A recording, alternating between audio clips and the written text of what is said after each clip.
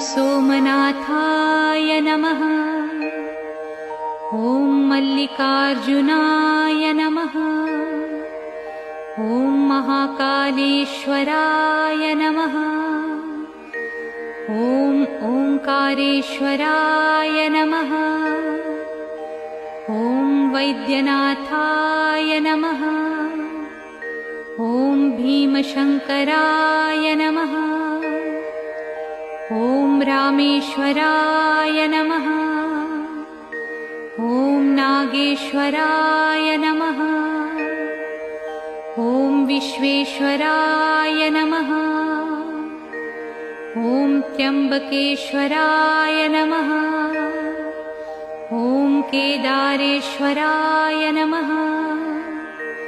ॐ भुस्मेश्वराय नमः।